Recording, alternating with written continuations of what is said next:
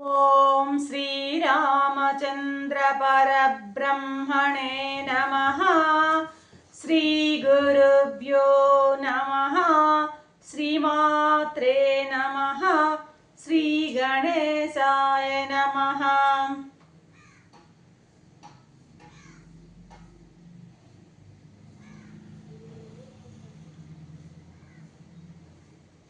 प्रिय आत्मबंधुलारा, యోగ వాసిష్టం నిర్వాణ ప్రకరణము 542వ భాగం. నిన్న వశిష్ఠ మహర్షి రాముల వారితో జ్ఞానులు సాంఖ్యాన్ని ఆధారం చేసుకుని మనస్సుని నిలుపుతారు. సాంఖ్య పద్ధతిలో ఏ విధంగా సాంఖ్య పద్ధతిలో మనసు నిలుపుతారో నిన్న చూసాం. జ్ఞానులు సాంఖ్యాన్ని ఆధారంగా చేసుకుని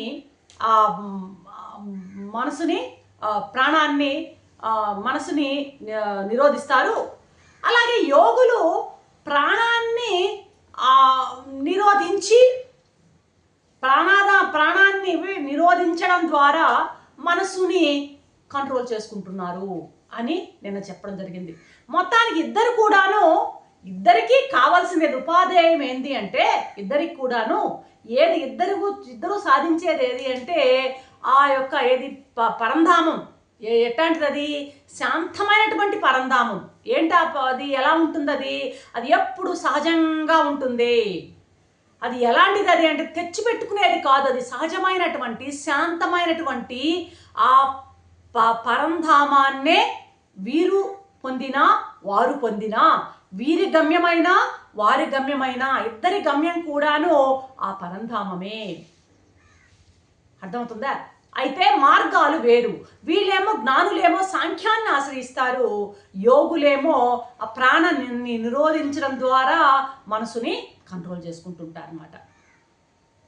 గమ్యం ఇద్దరిది ఒకటే, మార్గాలు వేరన్నమాట.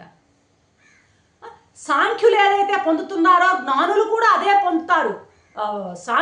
సాంఖ్యులు పొందేదే యోగులు కూడా పొందుతారని భగవద్గీత కూడా అదే విషయాన్ని మనకి నొక్కి చెప్తూ ఉంటుంది అన్నమాట. ఇప్పుడు ప్రాణవృత్తి అదేవిధంగా మనోవృత్తి, ఇవి రెండు ఎప్పుడైతే కనపడకుండా సమసిపోతాయో, మనోవృత్తులు ప్రాణవృత్తులు సమసిపోతాయో, మనసు ప్రాణము పనిచేయనటువంటి స్థితి, వాటి యొక్క సమసిపోయేటువంటి స్థితి ఏది ఉంటుందో అది అన్నమాట.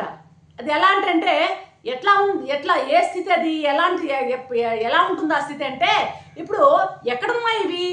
ఈ ప్రాణం కానీ మనసు కానీ వాసన వలయంలో ఉన్నాయి. వాసనలను బట్టే ఆ ప్రాణము మనస్సు కూడాను పనితీరు ఉంటుందన్నమాట. ఆ వాసన వలయంలో ఉన్నాయి ఇవి. ఏవి? ఈ ప్రాణం అయితేమి మనసు. వాసనలు అనేటువంటి ఆ పంజరంలో ఉన్నాయన్నమాట.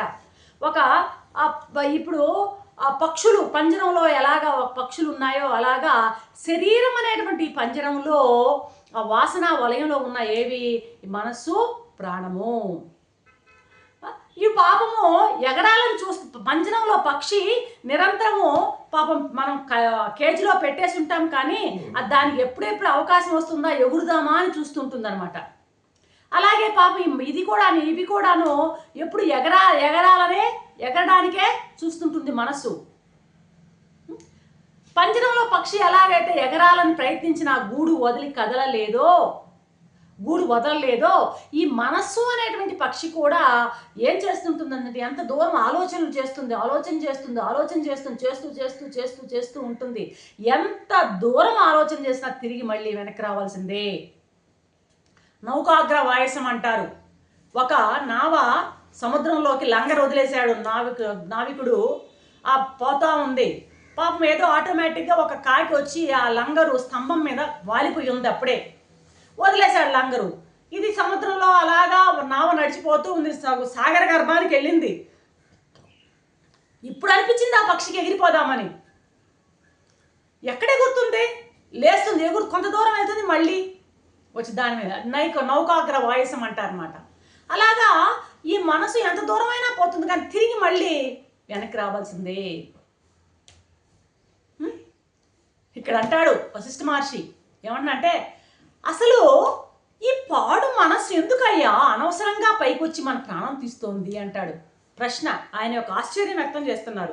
ఎందుకు ఈ మనస్సు అనేది పైకొచ్చి, ఈ మనస్సు పైకి రావడం వల్లనే కదా ఇదంతా, సంకల్పాల వల్లనే కదా ఈ ప్రపంచం అంతా, ఎందుకు ఈ పాడు మనస్సు అసలు ఈ విధంగా పైకొచ్చింది, ఎందుకు ఇది మన ఈ విధంగా మన ఇబ్బంది పెడుతోంది అని ప్రశ్నిస్తున్నాడు ఇక్కడ వశిష్ఠ మహర్షి.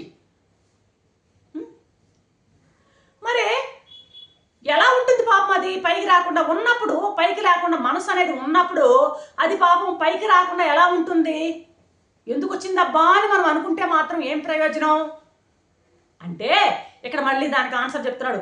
అయ్యో అసలు లేనే లేదయ్యా, అసలు ఆ మనసు అనే రూపంలో లేనే లేదు అంటున్నాడు. అది మరి లేనిదయ్యా, అది గొడ్రాలి బిడ్డ, అది గొడ్రాలి బిడ్డయ్యా, లేనిదేనయ్యా అది. ఏందయ్యా మరి లేదు అంటున్నారు, లేనిది ఎట్టా వచ్చిందయ్యా పైకి? ఈ ప్రశ్నకు జవాబు చెప్పాలా? అసలు లేనిది పైకి వచ్చిందన్నారు, ఎలా వచ్చింది పైకి? అరే పిచ్చోడా, నువ్వు పైకి తెచ్చుకుంటే వచ్చిందిరా అంటున్నాడు. అది మన నెత్తినే పడుతుంది. నువ్వు పైకి తెచ్చుకున్నావు నీ సంకల్పంతో. మనసు అంటే ఏంద్రా నాయన? నీ యొక్క సంకల్ప వికల్పాలే కదా, నీ ఆలోచనలే కదరా. నీ జ్ఞానంలో ఆలోచన తొణుకు స్పందం కదిలిందంటే అది మనసు. నీకు నువ్వే తెచ్చుకున్నావయ్యా పైకి, ఎవరో తెచ్చి పెట్టింది కాదు ఇది. ఆశ్చర్యంగా ఉందండి, నేను ఇప్పుడు తెచ్చుకున్నానండి, ఏంటండి మరి అభాండాలు అంటున్నాడు అనమాట. అంటే నేను ఎప్పుడు తెచ్చుకున్నానండి, నేను పైకి ఎప్పుడు తెచ్చుకున్నాను? అరే రే, పైకి ఎప్పుడు తెచ్చుకున్నావో నువ్వు మర్చిపోయావా? నీకు సమ్యక్ జ్ఞానం ఎప్పుడైతే లేదో అప్పుడే ఆ మనసు నీకు పైకి వచ్చిందిరా బిడ్డ అంటుంది ఇక్కడ.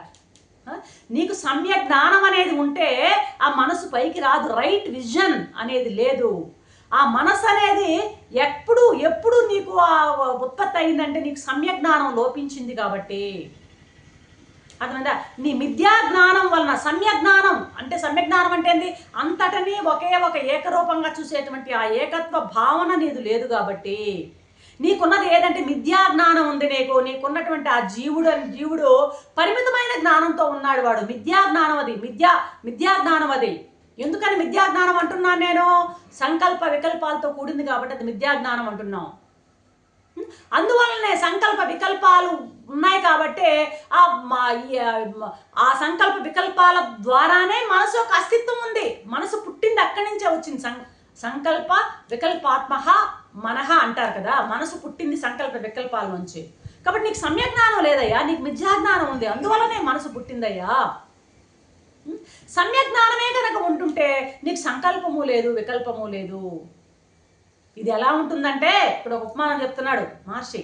స్వప్నంలో నీకు కళ వచ్చిందయ్యా, ఆ కళ్ళలో నీ శవాన్ని నువ్వే చూసినట్టు, అలాంటిదే ఇది అంటున్నాడు. ఈ మనసు ఒక శవము, ఆ శవాన్ని నువ్వు బతికిస్తున్నావు. నువ్వు ఏం చేయాలి? నువ్వు అయితే ఏం చేయాలని నువ్వు దిగాలు పడి కూర్చోకు. ఏం చేయాలో చెప్తా విను. ఏకత్వాన్ని బాగా అభ్యసించు. ఒకే ఒక దృష్టిని పెట్టుకుని చూడు. ఏదో ఒకే ఒక లక్ష్యం పెట్టుకుని అదే లోకంగా ఉండడం అన్నమాట ఏకత్వాన్ని అభ్యసించడం అంటే. ఏదో ఒక లక్ష్యాన్ని పెట్టుకుని దాని మీదనే ఉండు. ఉండగలవా? ప్రశ్న, సవాల్. ఒకే ఒక లక్ష్యం పెట్టుకుని దాని మీదనే ఉండగలవా కదలకుండా? ఉండలేవు. కొంచెం సేపు కూడా కూర్చోలేము. అడ్మిటెడ్ ఫ్యాక్ట్ అది. ఈ ప్రాణ అపాన ఉదానాలు ఇంద్రియాలు అన్నీ ఎక్కడికక్కడ ఏమవుతున్నాయి? ఎప్పుడు కూడాను చలనం కలిగే ఉంటాయి ఇవి. నువ్వు కన్నా ఒకవేళ ఇందాక చెప్పినట్టుగా ఎక్కడ ఒక లక్ష్యం మీద పెట్టుకుని అలాగే నువ్వు కొంచెంసేపు కూర్చున్నావు అనుకో, నిశ్చలంగా కూర్చున్నావు అనుకో, అప్పుడు ఇవన్నీ లయమవుతాయి. ఈ ప్రాణాన్ని ఎప్పుడైతే నువ్వు లయం చేస్తావో దాని ద్వారా మనసును కూడా నువ్వు నిగ్రహించవచ్చు. ఈ ప్రాణం ద్వారానే మనసును కూడా నిగ్రహించవచ్చు. ఇదేనయ్యా మోక్షం అంటే. మనసును ఎప్పుడైతే నిగ్రహిస్తావో, మనసు ఎప్పుడైతే అమనస్కం అయిపోతుందో, మనసులో ఎప్పుడు ఆలోచన సంకల్ప వికల్పాలు లేవో, ఆ స్థితే మోక్షం, అతి తప్ప ఇంకేమీ లేదు. ఈ రెండు శక్తుల యొక్క ఏకతత్వం అభ్యాసం వల్లనే ఏది మనస్సు ప్రాణముల యొక్క ఈ రెండిటి యొక్క రెండు కూడా నిశ్చలం చేసేటువంటి అభ్యాసం ఏదైతే చేస్తావో, అప్పుడు ఎప్పుడైతే అవి రెండు విలయం అయిపోతాయో మనోలయం అయిపోతుందో, మనోలయము అయిపోతుందో, ప్రాణలయం అయిపోతుందో, మనోలయము ప్రాణలయం ఇన్ని రకాల లయాలేవు. ఒకే ఒక విషయాన్ని అభ్యసిస్తూ ప్రాణశక్తిని నిలుపుతూ మనసును అలాగే ఏదో ఒక విషయం మీద దృష్టి పెట్టుకుని అలాగే అభ్యసిస్తున్నప్పుడు ఆ ప్రాణశక్తి అలాగే నిరోధించబడుతుంది. ప్రాణశక్తి ఎప్పుడైతే నిరోధించబడుతుందో మనస్సు కూడా లయమైపోతుంది. ఇప్పుడు నీకు 3 విషయాలు చెప్పాను. ఇప్పుడు ఏంటవే? ఒకటి, ఒకే ఒక విషయాన్ని అభ్యసించడం ఒకటి, ప్రాణశక్తిని నిలపడం ఒకటి, మనోశక్తిని లయం చేయడం ఒకటి. ఈ 3 మనం మూడు మనం అయ్యో 3 చేయాలని నువ్వేమైనా తాపత్రయపడతావేమో ఇక్కడ హింటిస్తున్నాడు మళ్ళీ మహర్షి. ఏది? ఒకే ఒక విషయాన్ని అభ్యసించడము, ప్రాణశక్తిని నిలపడము, మనసులో ఒకేసారి చేయాలని తాపత్రయపడతావేమో. ఏం అవసరం లేదబ్బాయి. నువ్వు వీటిలో ఒక్కదాన్ని చేసావనుకో మిగతా 2 నీ వశమైపోతాయి. 3 కోసం నువ్వు తాపత్రయపడొద్దు, 3 కోసం నువ్వేం పాకులాడొద్దు. ఒక్కదాన్ని ప్రయత్నించి లయం చేసుకో, మిగతా 2 లయమైపోతాయి.